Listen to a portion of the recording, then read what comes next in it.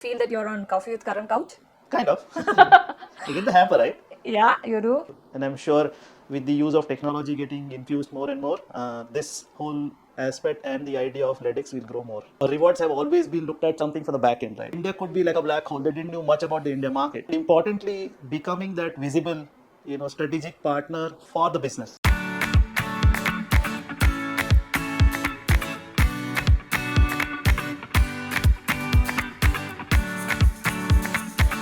Hello and welcome to Let's Talk podcast series. Whom do we have on this couch today?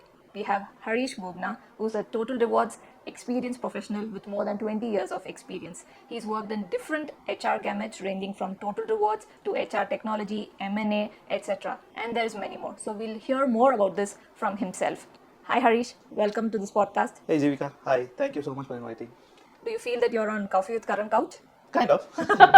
You get the hamper, right? Yeah, you do. So, Harish, how did you come to know about LEDX, and then how has it been being a LEDX member? It's good. Our network, the com professional network is pretty strong. We have a reach to a lot of com professionals across the industry, and that's where this whole connect with Kunal and others just started. Rishabh started, and we kind of got into that. Whatever I've been able to contribute towards this has been good, but this resource has definitely been helpful. And I'm sure with the use of technology getting infused more and more, this whole aspect and the idea of LEDX will grow more.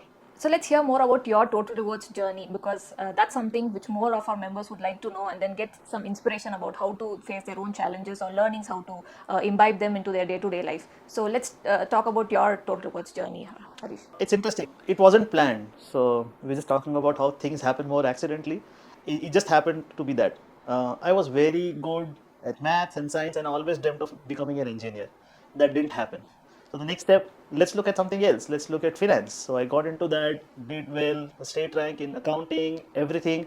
And then again, finance, again not happening. So I was just wondering what's exactly. So then I thought, let's get into some professional learning experience, let's get into some work experience. And then that's where I joined Wipro more as an HR professional. Had no clue about how things will pan out from there. 3 months into the whole workspace in HR, and I just realized how well I loved and had that passion for numbers. And I just went ahead and told my boss, you know what, I don't want to be a journalist. I want to become a specialist. And he was happy enough and confident enough to put me into the rewards team. And technically, that's how the journey started, right? It's been 19 years since then. And it has been a fantastic journey. If you look at the way things have panned out, the way people were able to trust my capabilities, I've got opportunities to work not just with Indian collaborators but global MNCs as well. Great experience working in the retail industry for a few years, both multi-speciality and specialty retail like Levi's, and it has been a really blessed journey, I should say. So now when I look back and say engineering could have been good, possibly, but I really don't know whether how that would have panned out. Great. So, what are the challenges you faced in this 19 to 20 years of journey, Harish? If you look at till recent times, rewards have not been like the forefront from an HR organization point of view, right? Rewards have always been looked at something for the back end, right? Some enabling function. The front end of HR has never been common, unless in the last few years, what we see is now we are more like a strategic partner to the business to understand things. So my challenge was to establish credibility for myself, for my function, the kind of work that we do. Whether it is with leaders sitting next to you, whether leaders sitting in some other continent, maybe as far as US, where people always thought that, India could be like a black hole. They didn't know much about the India market. So it was that challenge that, was exciting enough to go and educate someone the complexities that we face day to day, which might be completely different from what they see in their own markets, in their day-to-day life. Again, those could be complex as well, but explaining ours and ensuring that what we do is the best from an organization point of view, that was definitely interesting. And through the journey, right, growing, learning new cultures, understanding the whole thing, and importantly, becoming that visible, strategic partner for the business. It's like now business needs be in that on the table, right? Getting onto that has been a great learning experience, and definitely there's a challenge to come overcome. Absolutely.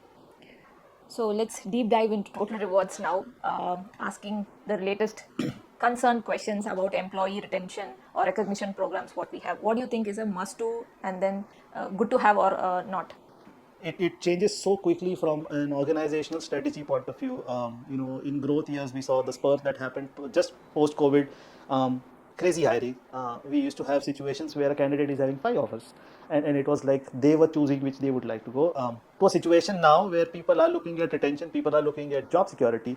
But retention again is a critical factor, right? If you look at in long run, the way you look at the talent is a replacement of a good talent will not only cost you from a wage ratio point of view, but also from a business continuity point of view. So if you look at an overall retention cost or a backfill cost for a good talent, it is far higher than what you would experience and pay a good talent. Therefore, if you look at most of these days, what companies do is they have a very, very rigorous way of identifying top talent, ensure that they are placed as comfortably as possible. Not just from a comp point of view, that's an important aspect, but from a career point of view as well. These days, growing, reskilling, de-skilling, all those things are important. So how you enable that to ensure, and then once you know the employee has the right skill set, how you can ensure that their compensation or their rewards are right in place, so they feel comfortable, they are there for long run, and definitely grow along with the organization. So that's for me the definition of having a retention strategy.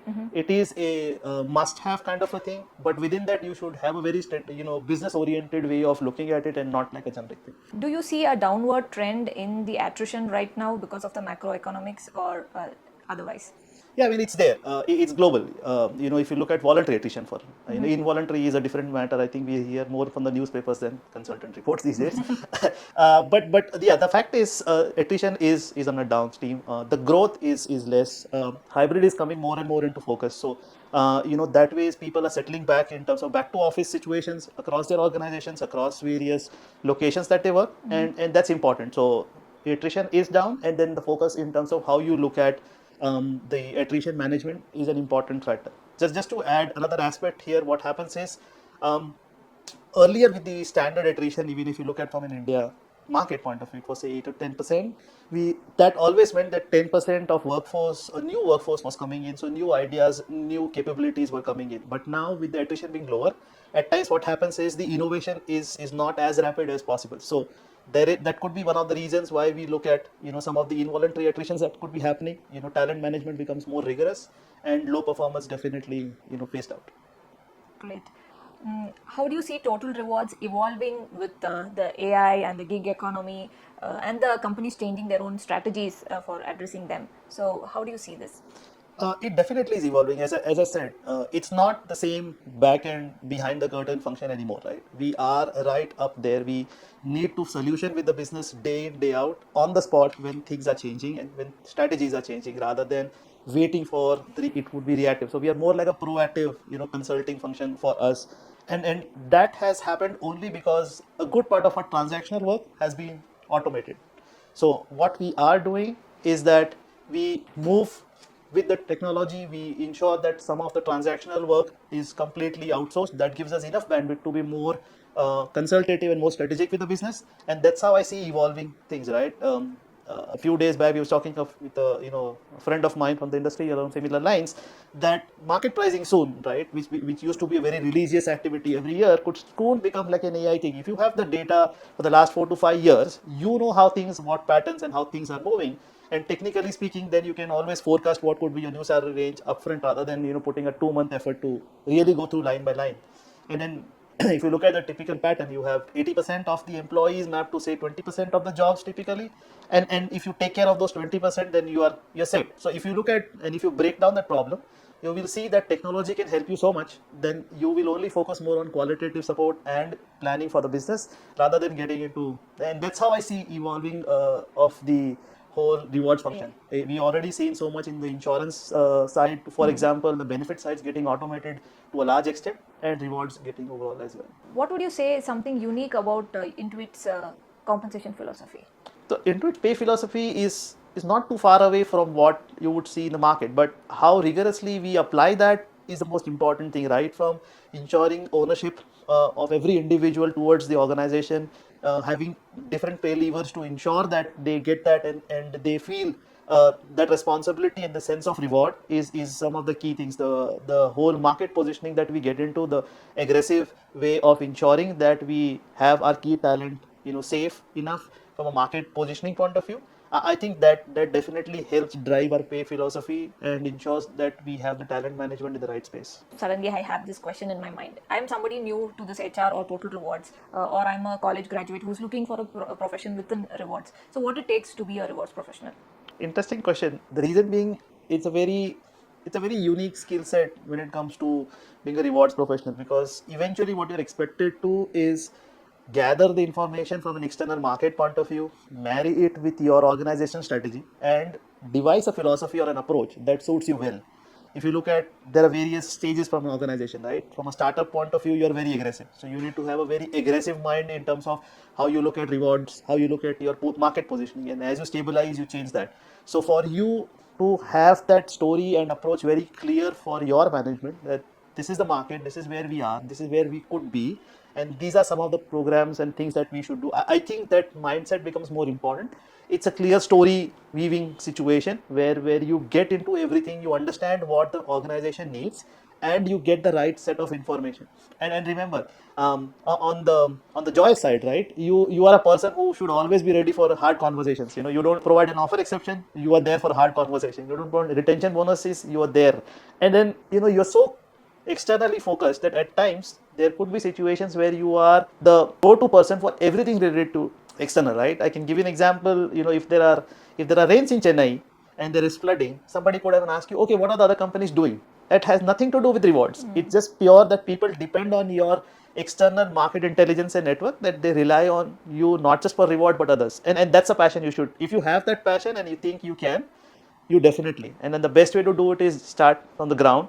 Get understanding of the HR processes, things, and how some of those policies and programs work, and then start contributing as to how you can value it and make it even better. Thank you, Harish.